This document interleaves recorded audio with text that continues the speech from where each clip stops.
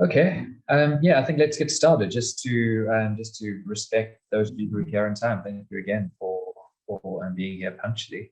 My name is James Sturdee. As we have had a number of these webinars up until this point, I'm sure for those of you who are joining us again, I recognize a lot of names. You know who I am, but just a very brief introduction for those of you who are joining for the first time. My name is James. I'm a registered psychologist counselor and in practice in Morningside, Durban. I am also part of the Region Business School Counselling Services. And this is our webinar series where we are focusing on employability skills. And some of these skills, as you'll see that we speak about, are not directly related to employability as such, but rather they are what we believe contributes to being a well-rounded individual and have all the skills to deal with different aspects of our life. And in our last webinar, we spoke about anger management to regulate our feelings effectively is a very effective way of making sure that we can manage the different complex situations that arise both in our personal and professional lives. Today, we're going to be speaking a little bit about relaxation, and that's part of dealing with stress, as you will see as we'll go through this. So, the objective today is to speak very briefly about the theory behind how we respond to stress and the theory behind relaxation techniques generally. But more than that, what we are going to be doing is a practical exploration of these mechanisms and tools that you can use. So I'm going to cover 3 different tools today, and I say it's a practical exploration because I'm going to take you through 3 guided relaxation techniques as we go. So I hope that you are in a place where you will be able to participate. It doesn't take a lot, doesn't require much movement, just requires your attention and your ability to down and things that start distracting you. If you're not able to follow along right now this session, you're welcome to go back to the course, find it on the YouTube channel. It'll be posted there towards the end of the week, and you can do those techniques there. So again, just a little bit of an oversight of the basic theory and science behind these relaxation techniques, but more than that, this is going to be a practical workshop where we will have practical exercises that we'll do together. Okay, if you have any questions or comments as we go, I see right now it's not a very big group, so I'm going to be able to pay attention, I'm sure, to your questions and comments as they come through. Feel free to post them. We will also have a time for Q&A at the end. Okay, so without any further ado, let's get into it. The first thing to speak about is stress itself, and this is why we're speaking about relaxation techniques. It's not just for the point of relaxing, chilling, just putting your feet up for the sake of it. These relaxation techniques we're going to speak about today are targeted at the responses, the various responses, psychological and physiological, that's in our minds and our bodies, that our bodies have towards stress generally. So before we go into what those techniques are exactly, it's helpful to understand what's happening with the stress response. This is an important thing to know anyway. We would have brought it up in other webinars as well, because it is such a key part of what makes us human. It's such a key part of how we react to the different threats, dangers, challenges, stresses in our lives. Understanding what's happening in our body when this is happening is so important. And you see the same stress response, or these versions of the same response in how we respond to stress, when we're also in anxiety and anxious reactions, and anxiety disorders, and also in stress, post-traumatic stress. So when we, specifically post-traumatic stress, I should say, when we react to a trauma, our body is going through a very similar type of reaction. And it looks like this. It's either the response is either to internal or external triggers. So what that means is either there's a real threat out there's something that we are being confronted with that's putting pressure on ourselves and making us feel like there's some type of threat. Again, these threats that we feel, these threats that we kind of perceive, when we were way back in our evolutionary history, these threats would be much more life-threatening than we would normally experience on a day-to-day basis in our modern lives and society. It's not to say life-threatening things never happen. Of course they do. You know, we're in car accidents. There's crime. There's other types of personal violence, and you know, all of these things, of course, are things that are happening all the time to us. But for the most part, the threats that we're experiencing that are causing us to experience stress are actually not life-threatening, but they're just challenging us in different ways. Either they threatening to humiliate us or us feel shame, or it's about fear of failure, or even lines coming out and feel pressure on ourselves, worried about, are we going to perform? What are people going to think of us? Are people going to like me? Am I going to be accepted? What happens when I go to that party? You know, these are the types of things that are causing us stress in the modern lifestyle. But the same response is being triggered in us, not necessarily to the same intensity. You're not going to have the same type of intense stress response that you would if you have a deadline coming up, as if you know you were in a really extreme motor vehicle accident. But these are versions of the same response, just at different intensities. So what happens? Our body responds to get ready to either fight or flight. So this is the fight or flight response. Surely you would have heard about this. Might not have always known what it means, but it is very common. It's a common phrase that we hear all the time, and this is what we're speaking about. We're speaking about the stress response. We're speaking about the fight or flight response. So that's our body saying, you need to get ready for action because there is danger, and this might mean getting ready to fight, or it might mean getting ready to flight, which is running away. The third option there is to freeze, and this is also a survival mechanism that we often use. And sometimes is why you find yourself in a stressful situation and you completely clam up. Someone's shouting at you and you're being reprimanded and you just don't know what to say. That's the freeze aspect of the fight or flight response. And it's a similar version of the process that's happening inside of us, physiologically and biologically. This is, and just to get into the biology briefly, we're not going to, you don't have to necessarily remember all of these terms, but just to know basically what's going on, I think it's helpful. This is what we call the autonomic nervous system. So the autonomic nervous system is the part of your nervous system, and nervous system refers to your brain, basically, your brain, your nerves. It's not nervous in the way we think about nervous. It's talking your central nervous system. It is the connection of neurons that you have from your brain down your spinal column, connected to all the various nerves of the body. The kind of command center of the body. So the autonomic nervous system deals with the parts of your regulation and your bodily functions that are completely automatic. They're involuntary. You don't have to think about them. Breathing is an example. Your heartbeats. These things are changing all the time. There's such a thing as heart rate variation. Your heart beats 60 beats a minute, perhaps. It's not beating on the second. It's kind of changing as it needs to. So you might find that it's, there's 1.5 seconds, and then the next beat comes half a second later. You're not thinking about that. That's just happening. And that's regulated by the autonomic nervous system. So, breathing, blood pressure, heart rate, digestion, all of these things are regulated without us having to think about them. They're at the subconscious level.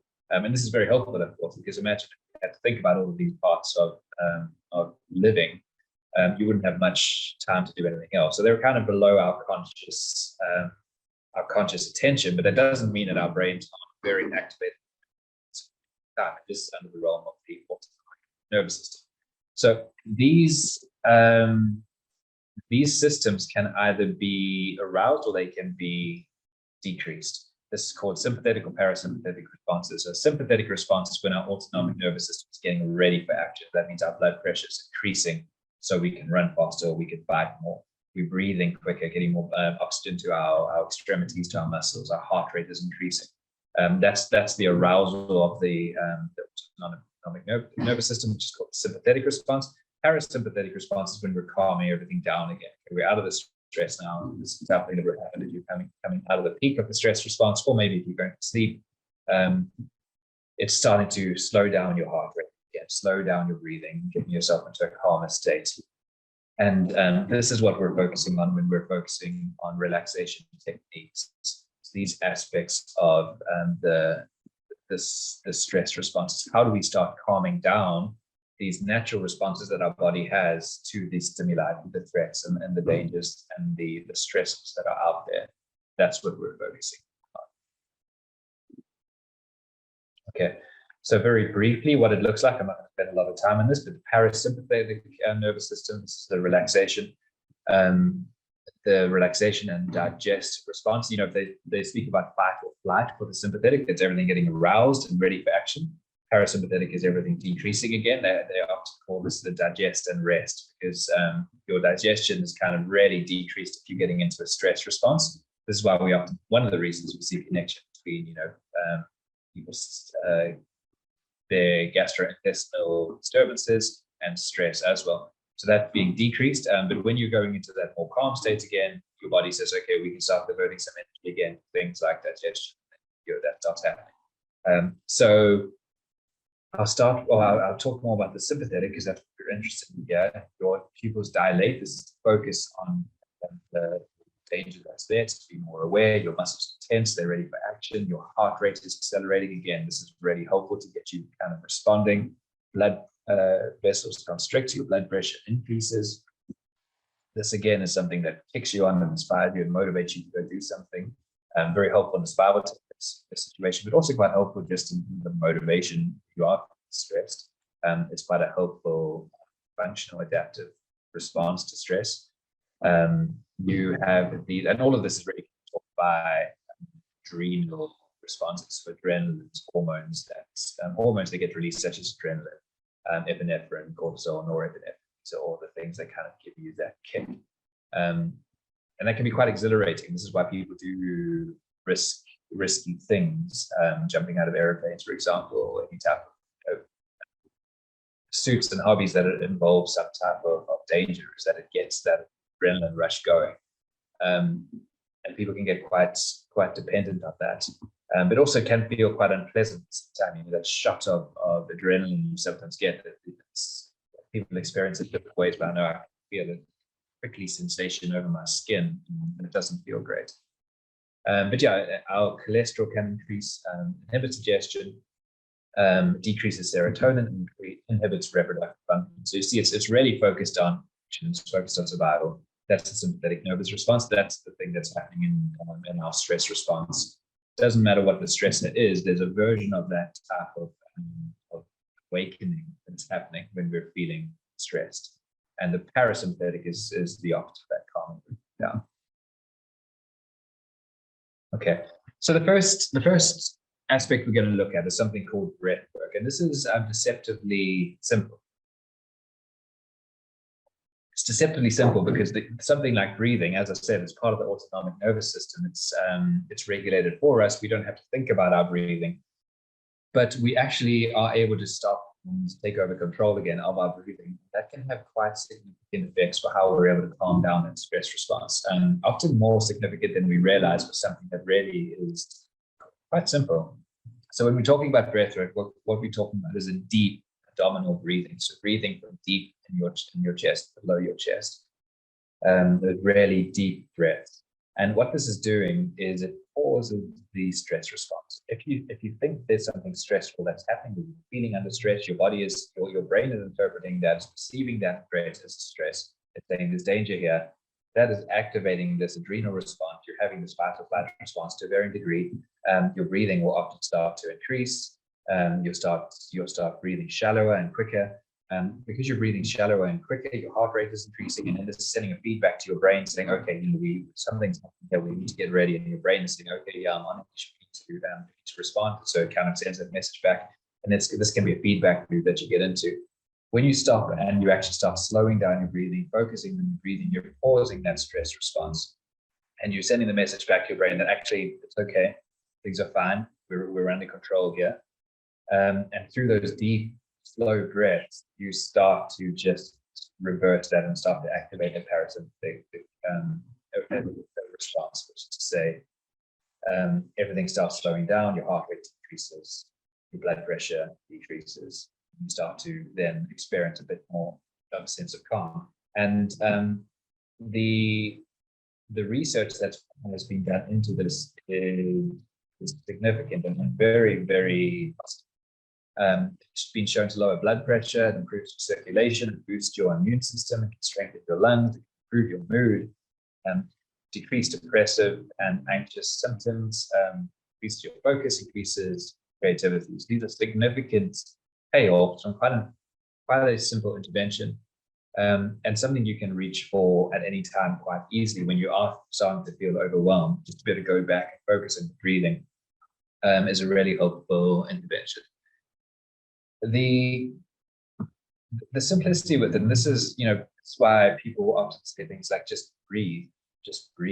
And it's sometimes even annoying because it seems just a simple thing. Well, I am breathing. Why are you telling me to breathe? But there's wisdom in that little piece of advice, and it doesn't help to tell people to calm down. If you've ever been on the receiving end of being told to calm down, especially by your romantic partner, you will know that almost always it has the opposite of an effect. And if you've ever told someone to calm down, they'll say, "Oh, you've done well."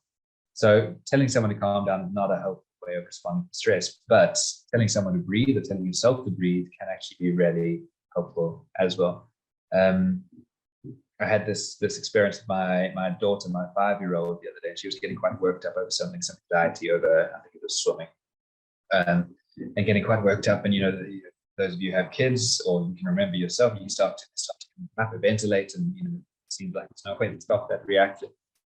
So I said to her, "It's okay, just breathe." She kind of responded. She burst out. She said, "I don't know how to." Of course, she does know how to, but just something simple like actually focusing on your breathing actually doesn't come naturally to us. It's something that we have to learn, even though the act of breathing itself comes naturally. So I'm going to take you through a breathing exercise now.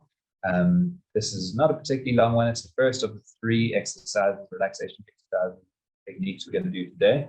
As I said, if you are able to just put everything aside for this, I would really recommend it. It's just a calming breathing exercise. It's focusing just on breathing.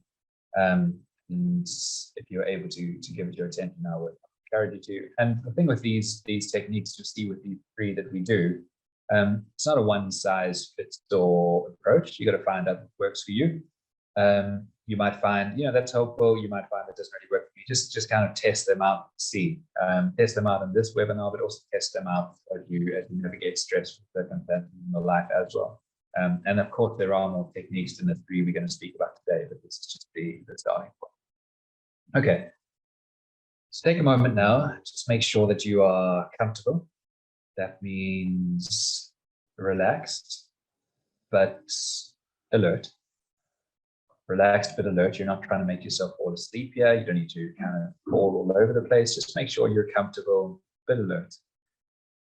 You can lie down if you want. That's okay. Sitting is absolutely fine as well. And now take several deep breaths. So when you breathe in through your nose and hold it. And then out again. And again, in through your nose and hold it there. And then breathe out through your nose. Nice and slowly. One more time, breathing in through your nose. Hold it there. And then slowly release through your nose, exhale. And if you want now, you can close your eyes. Just relax. Just keep on focusing on your breathing in through your nose at your own pace and out through your nose. And if it helps, you can count to 3 whilst you breathe in. So in for 1, 2, 3, and out for 1, 2, 3. In for 1, 2, 3. 1, 2, 3. When you breathe in, bring the air all the way down deep into your abdomen and fill your chest. Notice your breathing. Keep breathing in slowly and breathing out slowly. And as you breathe in, imagine the air that's coming into your mouth, down into your lungs. Imagine that air swirling around and dancing through your lungs. Continue to breathe in and out. And imagine the oxygen crossing out of your lungs and into the rest of your body. Just imagine the oxygen all over your body. Breathe in slowly and exhale slowly. As this oxygen is delivered to all of your muscles and your organs, any toxins or waste products are being picked up, pushed back out of your body. Imagine these toxins coming back into your lungs, up, out of your mouth, every exhalation. Continue to breathe deeply in. 1, 2, 3, and then out. 3, 2, 1. And imagine the nutrients and the oxygen your lungs and muscles are bringing. And when you exhale, imagine blowing out all those toxins and waste from your body. The next time, when you inhale now, imagine the air traveling up into your head. It will deliver all the healthy, refreshing oxygen to your brain. On its way back out, it will take with it any negative thoughts or any stress. And just imagine that stress disappearing as you exhale. Continue breathing, deliver the goodness, get rid of the negativity. Do it for 5 more deep breaths.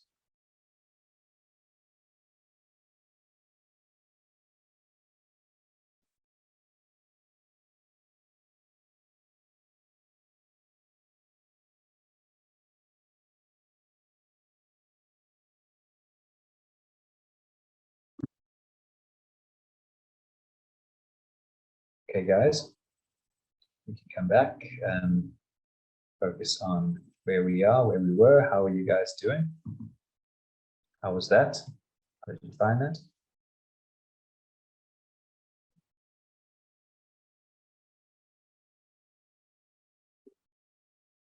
Good. Sharon, I'm glad. Relaxing. Yeah, that's good. Bundo, amazing, relaxing. It's great, fantastic, wonderful. Good. Glad you guys were able to do it. Calming and good. Good. So what I really like about this is it is simple and easy to do. And often you can do it even whilst you're in a meeting or in a difficult experience or situation. You can kind of reach for this technique. And people often won't even know that you're doing it. So it's really powerful, but also really easy to access and really easy to just get better at doing as well. And then breathing, you remember from the mindfulness webinar we did, those of you who were there, breathing is just breath work. It's just the foundation for other types of meditations and mindfulness exercises as well, as you'll see. It just starts with breathing, but that doesn't mean that it's least important. In some ways, it really is the most important. So yeah, use that as something that you need. It's a good way of dealing with anxiety as well. It's a good way of dealing with panic attacks. Feel yourself getting triggered or getting aroused in that way. And breathing exercises really helpful as well. Okay, good. So we'll move on to the next one.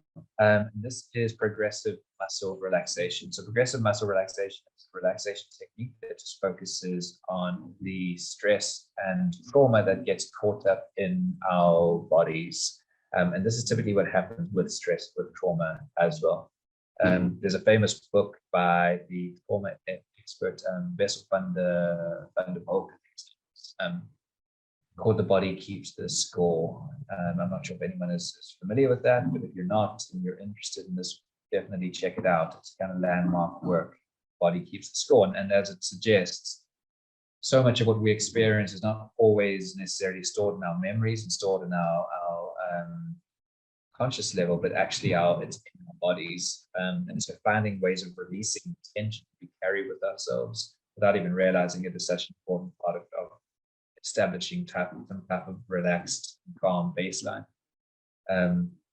Because with the amount of stress that most people are in their lives, modern lifestyle, living with the uncertainty politically that a lot of people have to deal with financially, all of the kind of big things that are out there, and the worry about crime, worry about our loved ones, all of these things, although we're not necessarily thinking about them consciously every day, we're constantly taking it in on some level that it's contributing to the tension that we feel. And that feeling is often not stored in our conscious experience, but it actually starts to get stored up in our body. And the reason for this, of course, if you go back to that stress response that I spoke about just now, there's a very real biological process that's happening when we are having psychological stress. So it would make complete sense to think that these types of experiences, stresses would have consequences for the tension that we actually express and feel in our body. So being able to understand that allows us then to start targeting that and say, well, how do we release some of that? And a number of ways of doing that. Progressive muscle relaxation is one way of doing it.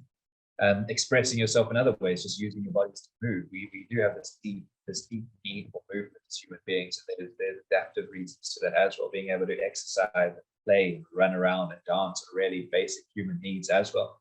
And they have therapeutic benefits because they also do help to release some of the tension that we store without realizing.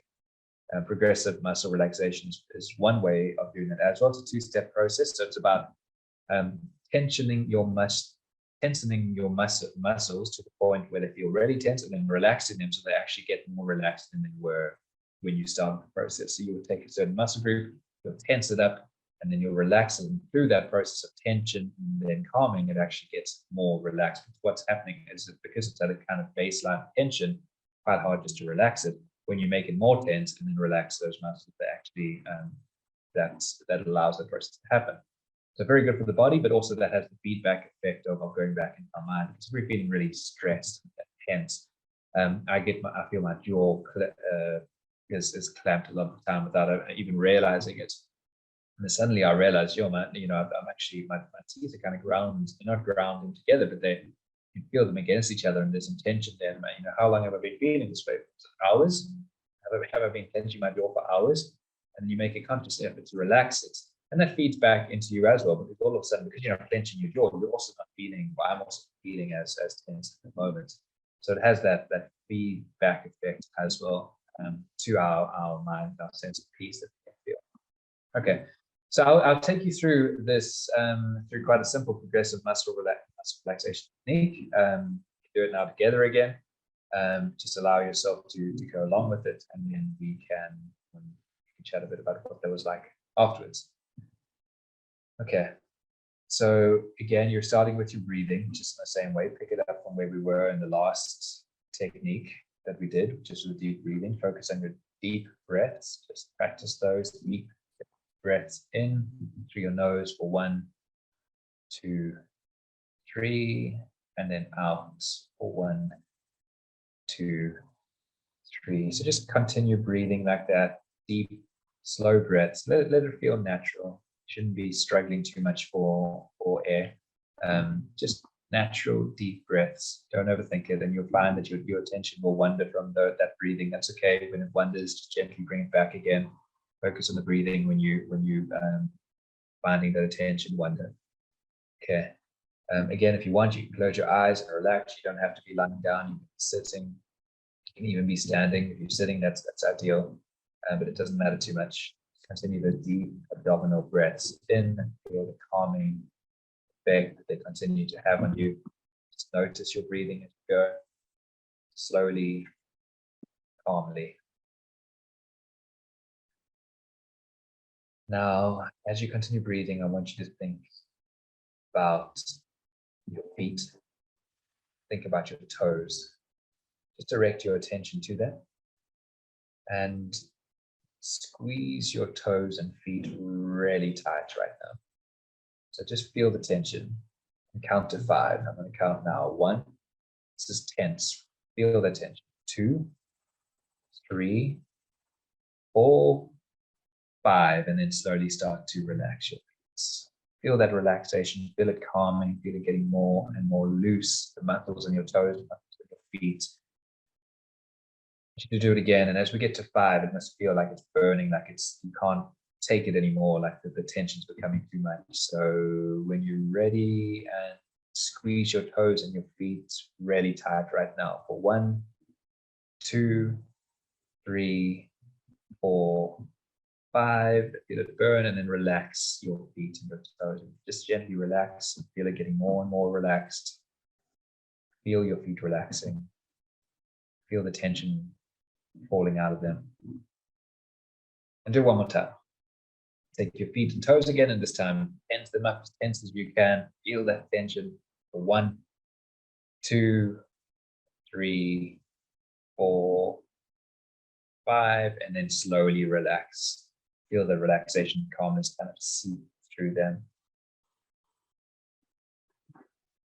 Okay, just feel your feet relaxing. Just let them stay in that relaxed position. Move your attention now to your legs, and we're going to do it to 5 again. Straighten your legs, flex your knees, all of the muscles in your legs, your calves, thighs. Squeeze it as tight as you can for 1, 2, 3, 4, 5, and then you're relaxing your calves, you're relaxing your thighs. You feel them getting softer. You feel the calmness. You can feel the tension just flowing out of them. And we're going to do it again. We're going to tense your calves, your thighs, your legs, and all the muscles that you can feel there for 1, 2, 3, 4, 5, and then you're relaxing your legs, feeling all of the stress that you've been building up in them, all the work that you're doing for you. Just feel that relaxation, that calming sensation coming from them. Last time, you're going to tense your calves around your knees, the muscles in your legs, straighten them if you need to. And for 1, 2, 3, 4, 5, and then again, you're relaxing them. As you do this, feel the relaxation come. Carry on just being aware of the peace that you're bringing to these muscles. Carry on thinking about your breathing as you go through this. And now we'll move your attention up to your abdomen, your stomach area, your abdomen. Feel the muscles in and around your stomach and around your lower back, and then crunch them. Squeeze them for 1, 2, 3, 4, 5, and then relax. This can be quite an uncomfortable one as you feel those abdominal muscles really get tight. But it's important to allow the relaxation to happen. So let's do it again. Squeeze those stomach muscles, those abdominal muscles. 1, 2, 3, 4, 5, and then relax. And just feel it getting gradually more and more relaxed. And imagine those muscles just getting to a nice, calm, peaceful resting position. One more time, as hard as you can. Squeeze those muscles around your abdomen, around your back. 1, 2, 3, 4, 5, and then you're relaxing. A bit more peaceful, calm. Okay, now we'll do this with your hands. Make your fists into really tight fists. Squeeze them. Squeeze your arms for 1, 2, 3, 4, 5, and then relax them. Relax your hands. Relax your arms. Feel them dropping. And again, make your fists really tight, your arms really tense for 1, 2, 3, 4, 5. You might feel that your shoulders are so tense as well, and then just release it all. Release all of that tension. Feel your arms relaxing. Feel your hands, fingers relaxing. Feel your shoulders relaxing. Muscles in your neck as well that all connect there. Now think about your eyes. Shut your eyes tightly for 1, 2, 3, 4, 5, and then slowly relax them. Don't open them, just relax them. Feel the tension drop away around them. And again, I want you to tighten them as tight as you can. Really tight. Screw them for 1, 2, 3, 4, 5, and then slowly relax them. Feeling them more relaxed. You don't have to open them, just slowly relax them. Feel the tension drip away, stress drip away. And one more time, close your eyes really, really tight. Feel all of that tension around your head. 1, 2, 3, 4, 5, and then feel that relaxation slowly, gradually take over as you start to just release those muscles. Feel your face feeling relaxed now as you relax it more. Feel it feeling calm. Keep on taking deep breaths slowly. Just be aware of the tension that's leaving your body. Feel your body relax. Just feel the general calmness that you're allowing your body to feel. And take 3 more breaths, slowly, deeply. Then we'll continue.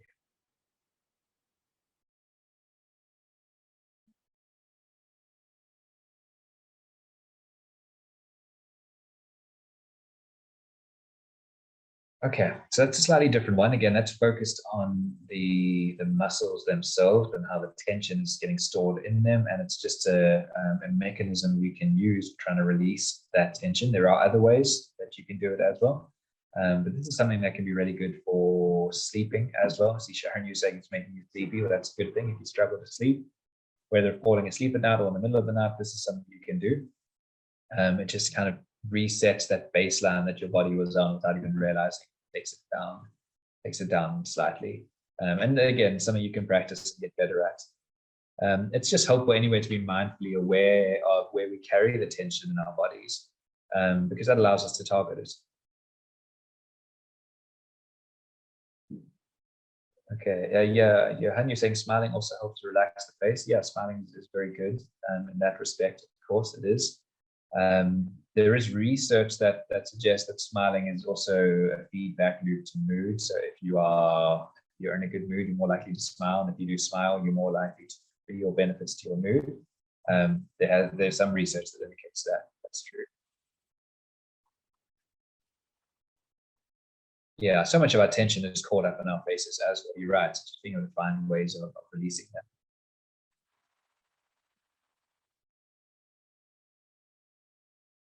Good. Any more feedback on that one? I hope you're not getting too sleepy in the middle of the day with things that you still have to do, responsibilities to take care of.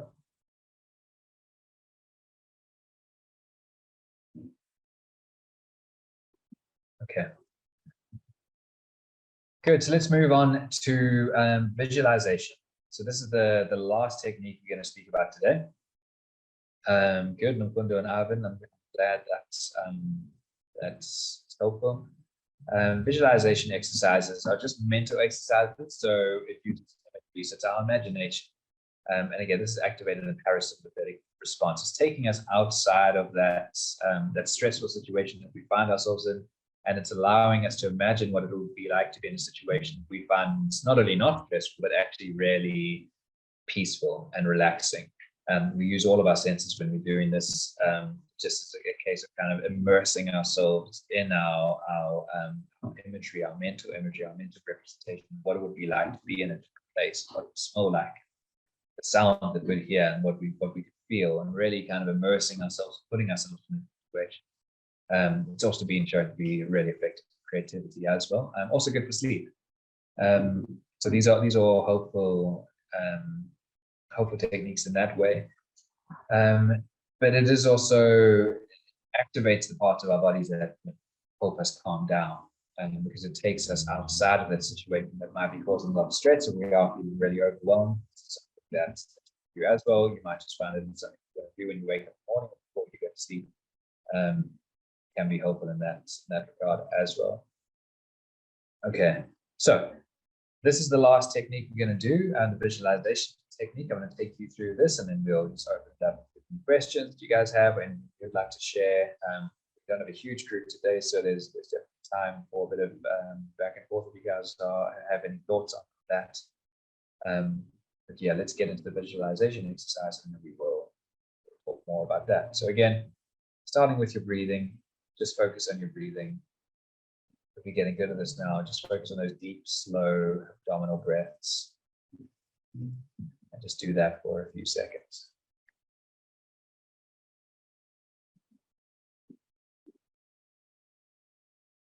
Okay, so again, sitting, be comfortable, be alert, but be relaxed. If you want to lie down, you can lie down, but don't fall asleep.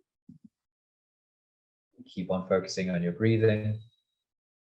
Up to you whether you want to close your eyes or open them. Whatever you can do just to feel relaxed. Keep on breathing deep breaths in through your nose and holding it for 3 seconds, and then out through your nose. Just be aware again how as you're doing that, you're just slowing down your body, just telling it it's okay, it can relax, it's not in any danger right now. It's calming, it's reassuring.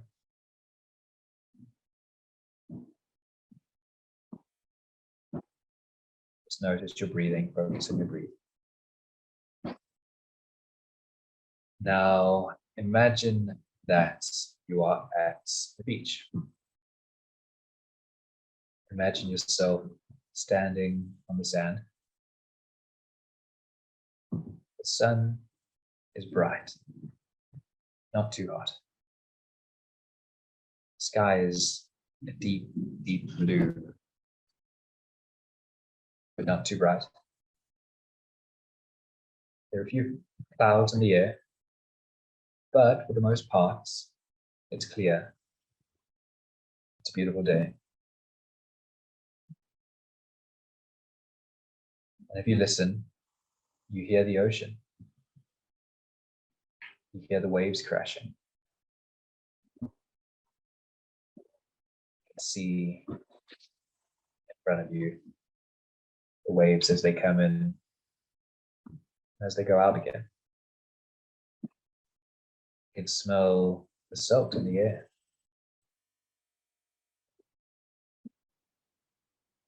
You can even feel the light humidity, feel the water in the air. And it combines really nicely with that warm sun shining on your skin. You feel the warmth of the sun as it wraps around your whole body. Feel a gentle breeze just comforting you against your face, your cheeks, your skin. The sand around your feet is warm. It feels like a warm blanket covering your toes. You can hear the waves breaking against the sand.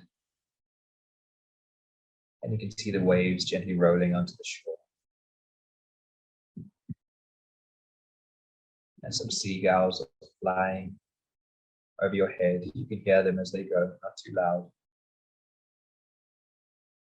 You watch them as they fly by. And in the distance, down the beach, some children are playing. You can hear their laughter. They sound happy. You can hear them splashing in the water. You smile. You turn your attention now towards the sound of the ocean. And just notice the rhythm of the ocean sounds. The rhythm of the waves coming in, gently rolling back out. And you feel yourself getting calm, relaxed. And you take in several deep breaths just to be present. To savor the sights and the sounds and the sensations that are all around you. The warmth that is swimming around your whole body. The sun on your head, on your shoulders. Warm sand on your toes and your feet. And a cool breeze that matches the ocean's rhythm. With each deep breath, you take in the warmth of the beach and the sun and the cool of the ocean and the wind. And every breath makes you feel more calm. Every breath makes you feel more relaxed.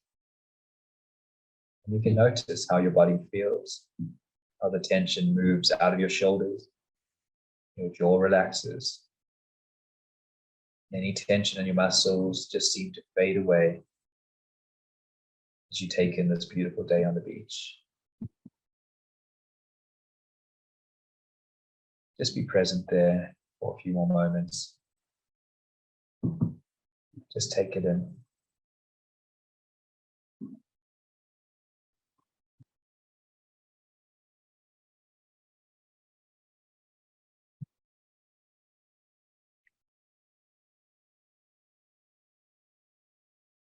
And bring your awareness back to your breathing.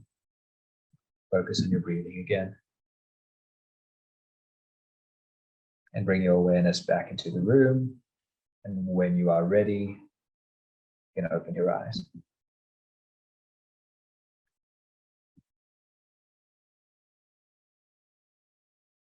Okay, so that is a visualization exercise.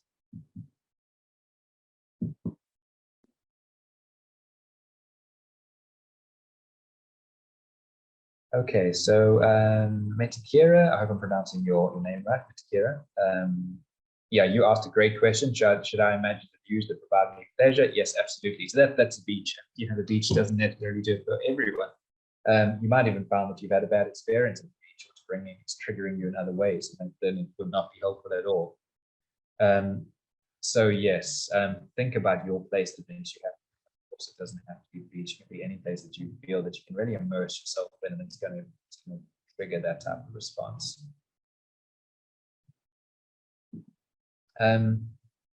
You see the experience that you have when you're doing that, when you really are visualizing that. And there's so many really fascinating ones that are out there. You know, you can really go to town with them. Some of them, you know, they take you through a full journey. You know, you walk into the water, and you kind of feel how that helps you relax. You kind of start flying on a cloud, whatever it might be. There's so many good guided meditations to do. You can find really good apps for them as well. But you see that experience, it really immerses you, how it has an actual effect on your psychology, how it has an actual effect on how you feel in your body.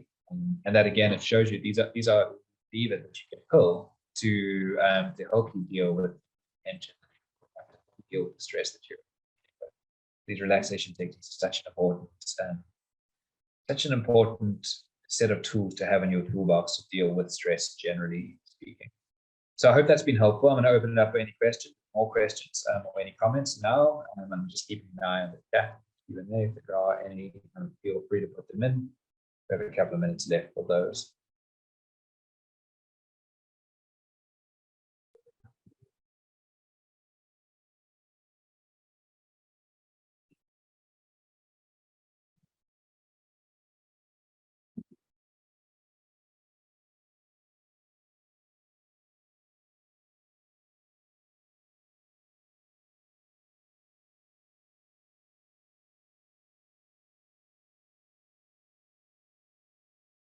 Thanks for your comments and your participation up to this point. It's been really good just to hear from you guys and the feedback there as well. Amir, the recording will be on the channel probably towards the end of the week, and the other webinars we've done as well, most recently anger management. The other ones are up there as well. Johan, yeah, the point there is to bookmark a time of the day to allocate the mindful moment. That's so important. We kind of get through, you know, the hustle and bustle of our day. We never really get that opportunity to do it. So we'll put it to bookmark some time just to actually focus on these things. And we don't have to wait till we're feeling overwhelmed before we do that. Ivan, as you say, after a stressful day, that'd be helpful as well. Yeah. So Sharon, just in terms of that, and with that, someone from Regent will be able to help you out with that. They are monitoring your messages. I'm not too sure about how to deal with that technical issue you're having. I'm not sure we'll have to about that.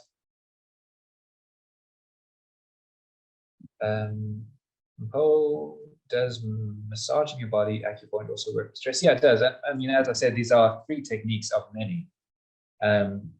there are many other ones, and massages can be really helpful as well, just a way of releasing that tension. Again, you have to find what works for you. And if these work for you, you can incorporate them with other ones as well.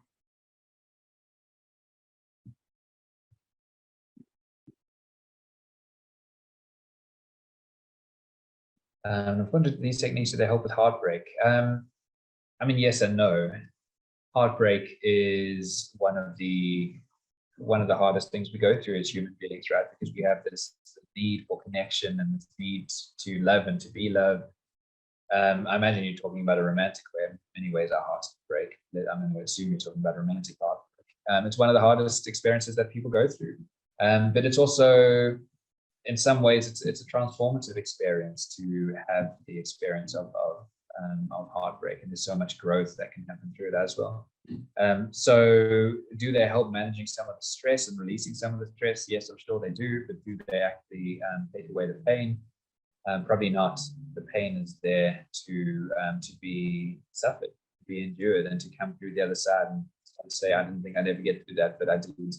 And I know more about myself, and I know more about life and love when it started. That's the challenge of going through heartbreak. Flora, yeah, the first 4 webinars should be all on the YouTube channel. Chocolate helps with heartbreak. It does indeed. Yeah.